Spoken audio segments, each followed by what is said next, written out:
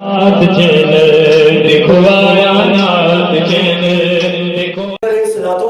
نے ارشاد فرمایا تین چیزیں اپنی زندگی میں داخل کر لو. سلاسل اذا کنا فیہ وجد حلاوت الایمان. صرف تین چیزیں اپنی زندگی میں شامل کر لو, ایمان کی مٹھاس پا جاؤ گے. پہلی ان یکون اللہ ورسولہ احب الیہ مما سواہما, کہ محبت کرو تو فقط اللہ سے اور اس کے رسول سے.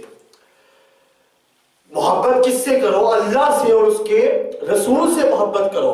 دوسری شے ان یکون المرء احب الا للہ, کہ اگر محبت کرنی ہی ہے کسی بندے سے تو فقط اس نیت سے کرو کہ اس سے کون محبت کرتا ہے؟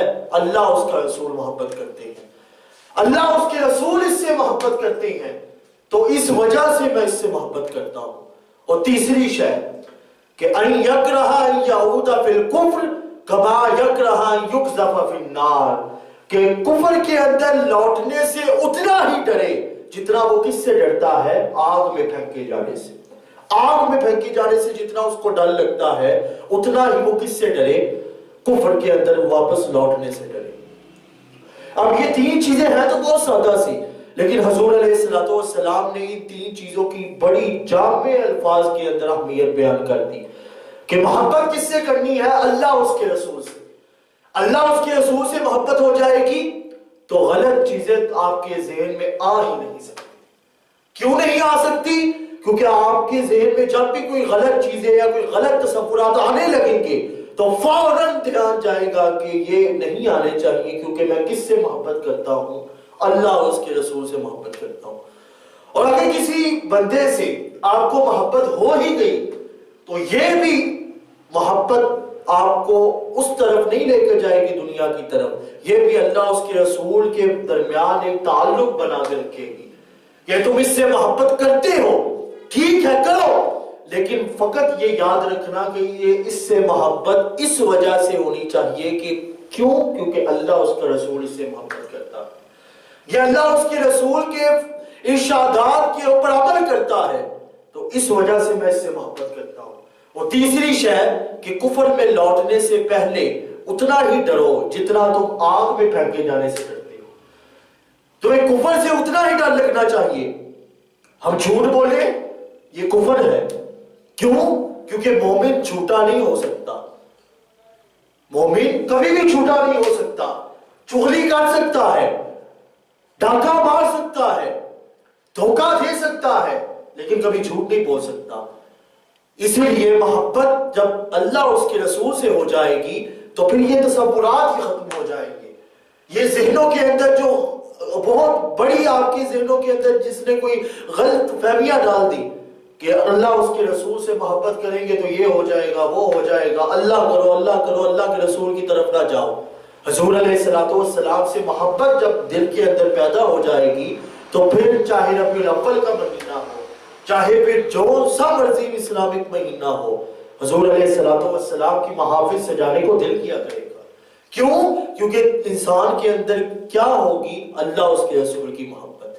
تو جب یہ ایمان کی مٹھاس تم حاصل کر لو گے تو پھر علامہ اقبال نے کیا خوب ارشاد فرمایا, مغز قرآن روح ایمان جانے دی, مغز قرآن روح ایمان جانے دی, ہست حب رحمت للعالم. کہ جب تین چیزیں اپنے اندر پیدا کر لو گے تو یہ تین چیزیں تمہیں مجبور کر دیں گی اللہ اس کے رسول سے محبت کرنے کے لیے, رحمت للعالمین سے محبت کرنے کے لیے. وہ نبیوں میں رحمت لقب پانے والا, وہ نبیوں میں رحمت لقب پانے والا, مرادیں غریبوں کی بھر لانے والا, مصیبت میں اپنوں کے کام آنے والا, وہ اپنے پرائے کا غم کھانے والا.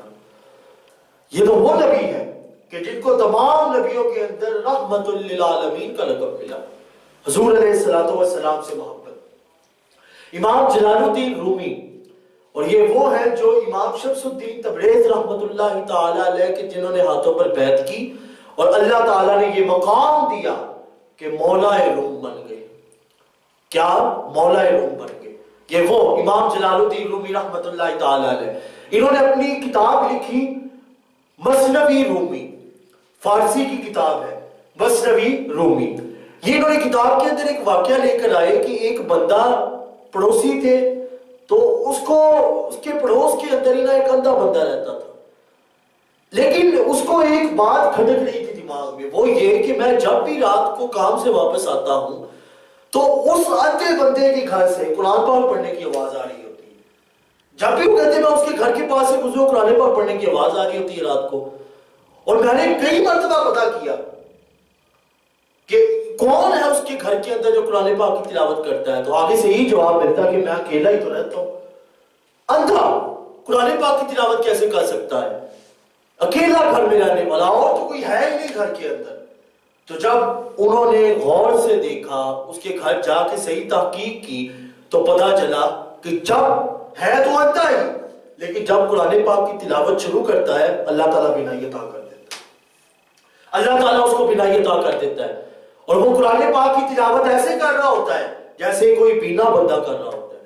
اس سے پوچھا کہ اللہ تعالیٰ تمہیں، ویسے تو تم ہو ہی اندھے، نابینا ہو، لیکن وہ کیا ہے جس کی وجہ سے اللہ تعالیٰ تمہیں قرآن پاک کی تلاوت کے دوران بینائی عطا کر دیتا ہے؟ تو اس نے کہا کہ وہ اور کوئی شے نہیں، میری محبت ہے، میں محبت کرتا ہوں، حضور علیہ السلام سے مجھے چاہت ہے، اس چاہت کے سبب سے رب ذوالجلال نے یہ کرم کر دیا ہے کہ اس کے محبوب بے مکرم صلی اللہ علیہ وسلم کے اوپر اترنے والا قرآن جب اس کی میں تلاوت کرتا ہوں تو اللہ تعالیٰ مجھے بینائی عطا کر دیتا ہے۔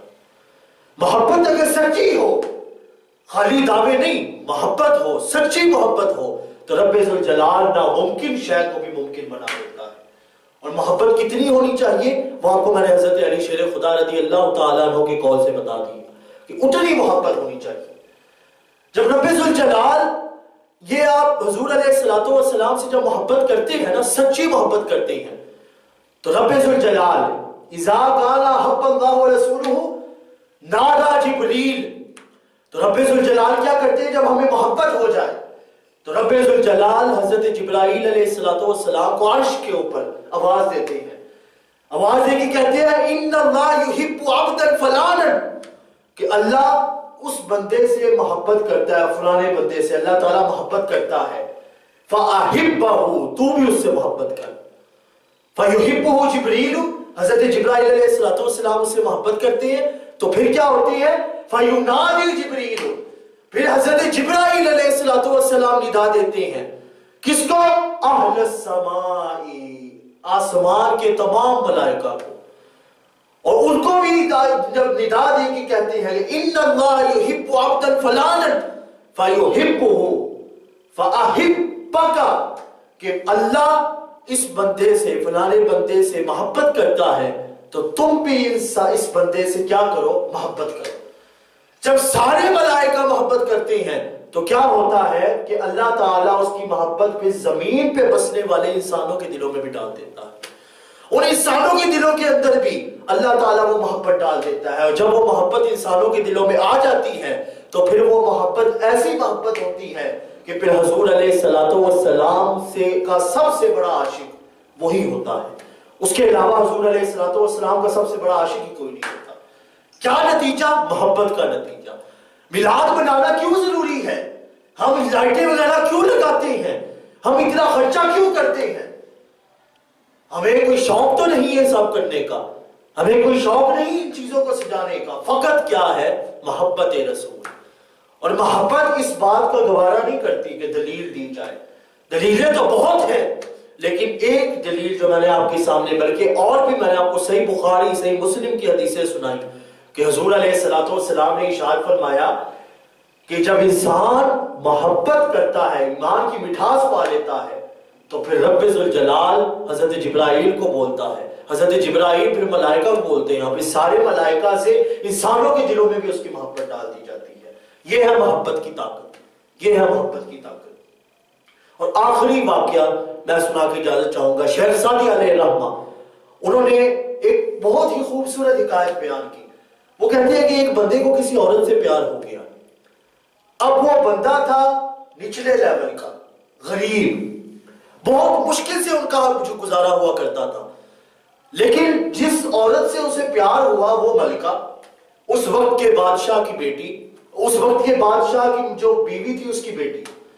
اب اس کو اس سے پیار ہو گیا، لیکن پیار میانہ روی کا نہیں، پیار نیچے کے اوپر کے مقابلے کا ہے. پیار ہو گیا، اس نے آگے اپنی ماں کو بتایا کہ مجھے اس عورت سے پیار ہو گیا ہے. اس کی ماں نے ایک فک کھیلی. اس کی ماں نے کہا کہ کبھی چپکے سے اس کے بادشاہ کی بیٹی جس سے تم پیار کرتے ہو اس کو مجھ سے ملواؤ. ملوایا. انہوں نے آپس میں طے یہ کیا کہ یہ جو لڑکا ہے میرا بیٹا جو تم سے پیار کرتا ہے، یہ کچھ دنوں کے لیے ایک بابا کی فقیری کی جو ہے بھیس بدل کر آئے گا اور تمہارے محل کے سامنے بیٹھ جایا کرے گا. تو تم نے 3-4 دن گزرنے کے بعد نا اپنے بادشاہ کو اس کے پاس لے کر آنا ہے دم کرانے کے لیے. دم کرانے کے لیے جب بادشاہ اس کے پاس آئے گا تو اسی بہانے جو ہے دم کریں گے، اور دم سے کچھ اللہ تعالیٰ شفا دے گا، تو اس طرح جو ہے اس کے دل کے اندر بادشاہ کی محبت ہو جائے گی، اور بادشاہ ہو سکتا ہے تمہاری شادی اس کے ساتھ کروا دے. اب کیا ہوا کہ وہ بات تو ساری طے ہو گئی، لیکن وہ بندہ جس کی بات طے کی گئی تھی وہ گیا اور جا کر فقیر کا بھیس بدل کے بیٹھ تو گیا لیکن اٹھا نہیں. جب محبت دل میں پیدا ہو جائے، جب اللہ اس کے رسول سے سچی محبت ہو جائے، تو پھر شیخ سعدی کہتے ہیں کہ پھر بندے کو اٹھنے کو بھی دل نہیں کرتا. محبت انسان کے اندر اس کی پیدا ہو گئی، لیکن جب کچھ دن گزرے تو وہ عورت آئی جس سے وہ محبت کرتا تھا. اس نے آ کر کہا کہ میں اپنے بابا کو لے کر آ رہی ہوں. تم نے کہا تیار رہنا ہے. اس نے آگے سے کہا کہ میں تو تمہیں جانتا ہی نہیں، تم کون ہو؟ کوئی ضرورت نہیں اپنے بابا کو لانے کی، میں تو تمہیں جانتا ہی نہیں. اس نے جب اس کی ماں کو آ کے بتایا کہ سارا یہ ماجرا ہوا ہے کہ 3-4 دن کی بات ہوئی تھی، وہ تو مجھے پہچاننے سے انکار کر رہا ہے، تو ماں نے جا کے جب سارا معاملہ دیکھا، اس سے پوچھ تاچھ کی، تو تب اس کو پتا چلا. اس کی ماں نے کہا کہ میرا بیٹا عشق مجازی سے عشق حقیقی کی طرف چلا گیا ہے. اب وہ عشق مجازی کا قائل نہیں رہا، اب وہ عشق حقیقی کی طرف چلا گیا ہے. اب اس کو تم سے محبت نہیں، اب اس کو اللہ اس کے رسول سے محبت ہے. ان یکون المرء احب اللہ ورسولہ، کہ اگر وہ کسی بندے سے محبت کرے تو اس نیت سے کرے کہ اس سے اللہ اس کے رسول محبت کرتے ہیں. تو ماں نے کہا کہ اب وہ عشق مجازی کا قائل نہیں بلکہ کس کا قائل ہو گیا ہے؟ عشق حقیقی کا قائل ہو گیا ہے. جب ماں نے یہ بتایا تو اس عورت نے اس کو کہا کہ خود تو عشق حقیقی کر بیٹھے ہو اور مجھے پوچھا تک نہیں. خود تو عشق حقیقی کر بیٹھے ہو اور مجھے پوچھا تک نہیں. تو جب اس نے بھی اس کو عشق حقیقی کی دعوت دی تو پھر ان دونوں کو آپس کے اندر اتنا گہرا تعلق ہوا، اتنا گہرا تعلق ہوا کہ بادشاہ نے اس کا تعلق دیکھ کر ان دونوں کا آپس میں نکاح کروا دیا. شیخ سعدی علیہ رحمہ نے یہ حقائق بیان کر کے بتایا کیا؟ انہوں نے بتایا یہ کہ جب عشق حقیقی اللہ اور اس کے رسول سے محبت سچی ہو جائے تو پھر آپ جس سے بھی محبت کریں، جو بھی آپ کے ذہن کے اندر، آپ کے دل و دماغ میں جو بھی التجا اور تمنائیں ہو، رب ذوالجلال پوری کر دیتا ہے. یہ ہے محبت کی طاقت. اور محبت وہ بھی کس سے؟ اللہ اور اس کے رسول سے. جب اللہ اور اس کے رسول سے محبت ہوگی تو پھر ربیع الاول جس کے اندر حضور علیہ السلام قرآن اترا تھا، لیکن اتنا نور نہیں ہوا تھا جتنا حضور علیہ السلام کی ولادت کے اوپر نور ہوا تھا. شام کے محلات ان کی والدہ نے بیٹھے بیٹھے ہی سارے دیکھ لیے تھے. یہ کیا تھا؟ یہ حضور علیہ السلام کی محبت تھی. آپ اٹھائیے تاریخ، آپ اٹھائیے احادیث کی کتب. حضور علیہ السلام کی ولادت ہوئی، حضور علیہ السلام نظر ہی نہیں آ رہے. وہ گھبرا گئی ان کی والدہ. انہوں نے کہا کدھر گئے؟ کچھ دیر بعد غیب عاطفی سے آواز آئی کہ ہم اس کو پورے جہان کی سیر کروا کے لے گئے. دریا کیا، شجر کیا، حجر کیا، آسمان کیا، زمین کیا، سمندر کیا، تمام جو بھی رب ذوالجلال کی مخلوق ہے اللہ تعالیٰ نے ان ساروں کی سیر کروا دی. یہ کیا تھا؟ محبت تھی. یہ کیا تھا؟ محبت تھی. اور آخر پہ شاعر نے اسی محبت کو کس اچھے انداز میں بیان کیا. شاعر کہتا ہے، بلکہ شاعر ہی کیا، میں آپ کو اعلیٰ حضرت کی بات بتاتا ہوں. اعلیٰ حضرت نے کیا خوب ارشاد فرمایا، زہے عزت و اطلاع محمد، زہے عزت و اطلاع محمد کہ ہے عرش حق زیر پائے محمد. مقام عرش ان کا، فلک فرش ان کا، ملک خادمان سرائے محمد. عصائے کلی اژدہائے غضب تھا، دلوں کا سہارا عصائے محمد، اجابت کا سہرا عنایت کا جوڑا، دلہن بن کے نکلی دعائے محمد، اجابت نے جھک کر گلے سے لگایا بڑی ناز سے جب دعائے محمد، تمہیں رضا جاری ہو میری زباں پر محمد محمد خدائے محمد، خدا کی رضا چاہتے ہیں دو عالم، خدا چاہتا ہے رضائے محمد، رضا پل سے اب وجد کرتے گزریے کہ ہے رب سلم صدائے محمد، کہ ہے رب سلم صدائے محمد۔